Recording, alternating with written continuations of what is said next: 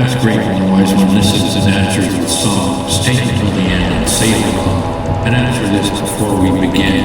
If the most feared pirate upon the sea raised his hook, and warned ye flee, would ye turn your vessel around or sail ahead, or doom is found? Leave your answers down below, or before this tale is done, ye may discover what ye would have done. Ask Raven.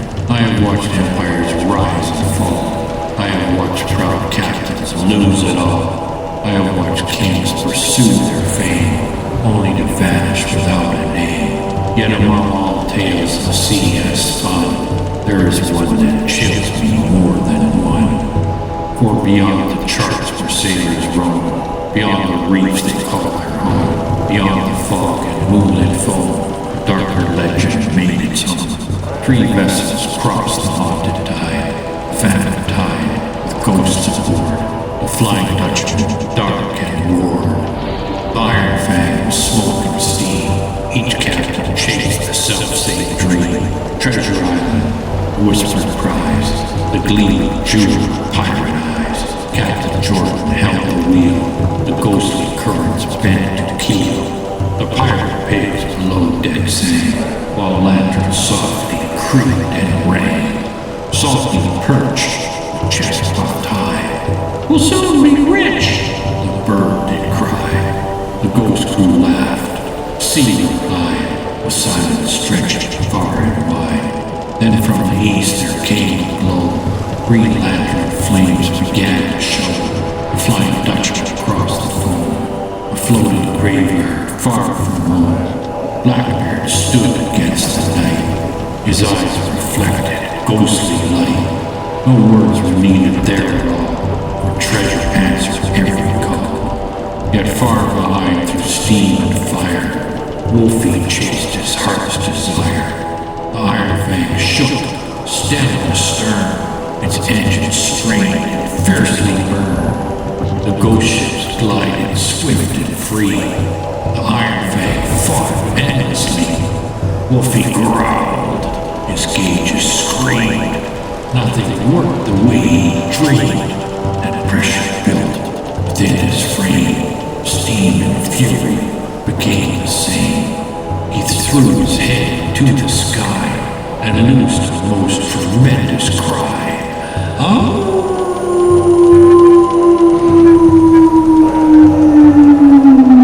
The ocean trembled, clouds took flight. The Iron Fang surged through the night, faster, faster, evermore, like some strange cannon shot from shore. The bonds held tight, with looks of dread. One simply whispered, "We are dead." Still they flew across the foam, a flying scrapyard far from home. I laughed above, for seldom there has any captain used hot air to power ships across the sea with such magnificent absurdity. Yet laughter slowly faded then, for something stirred beyond the glen. The stars grew dim, the fog grew cold, the sea forgot the tales it told. Even the wind withdrew in fright, even the waves of voided night. Captain Jordan sensed it too.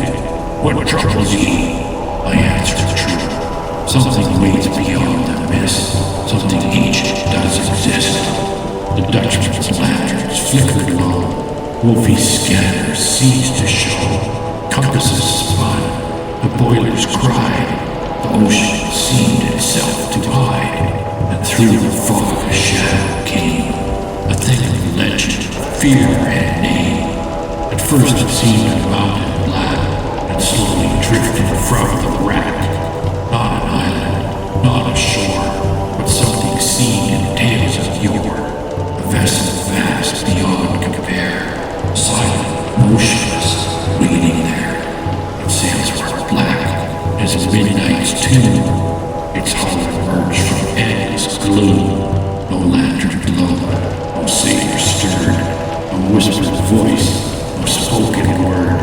Only darkness crossed the sea, watching, waiting, patiently.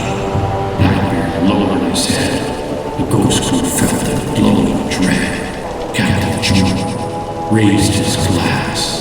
the mighty vessel came to pass, and moonlight struck a hook of steel, a sight that made the bravest kneel. Salty swallowed, then pale, his confidence began to fail. "The sea devil!" softly came, a whispered and forgotten name. The sea itself seemed filled with fear. The moon withdrew, the fog drew near. Then on the bow there stood a man, still as stone since time began.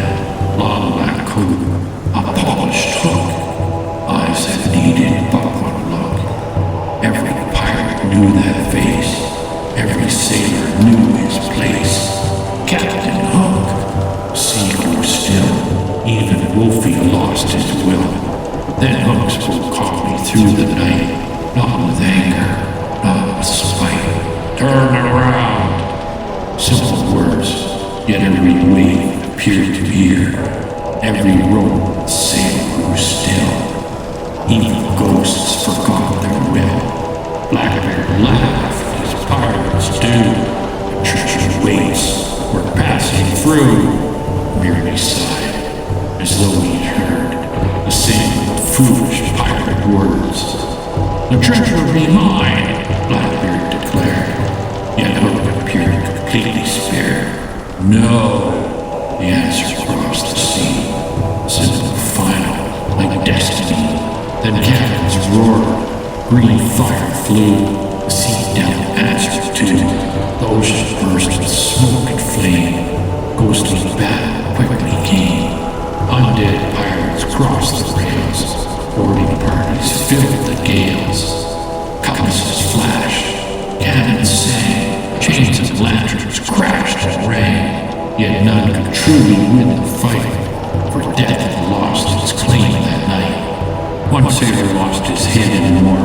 He picked it up and fought once more. The pirate pigs could only stare. "Do ghost pirates win? Not there!" Hours passed beneath the moon. Neither side would finish soon. Then Captain Jordan crossed the sea devil's deck. Lord Hook himself without a check. Steel met steel beneath the sky, fast enough to fool the eye. Hook attacked. Captain Jordan replied. Neither captain gained a side. Yet while they fought, I sensed it then. Something deeper stirred again. Hook was testing, not attacking, measuring, watching, never lacking. Then beneath the moonlit foam, something stirred from its deep home. The ocean rose, the vessel shook.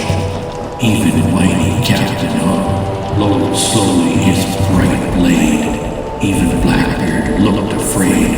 The sea bulged upward from below. Something vast began to grow.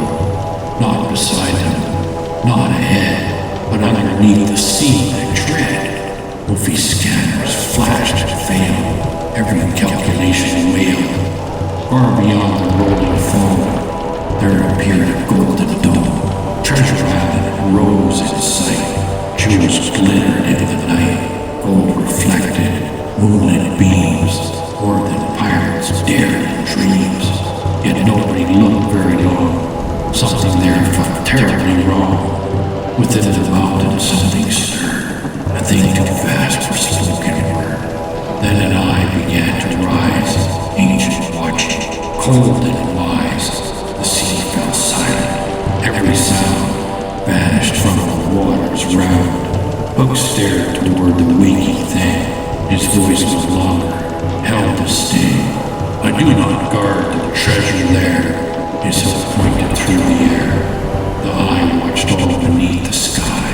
The sea itself seemed terrified. Then Hook spoke words both dark and rare, words remembered still by him. "I guard the fools who seek the shore." Then one sentence more.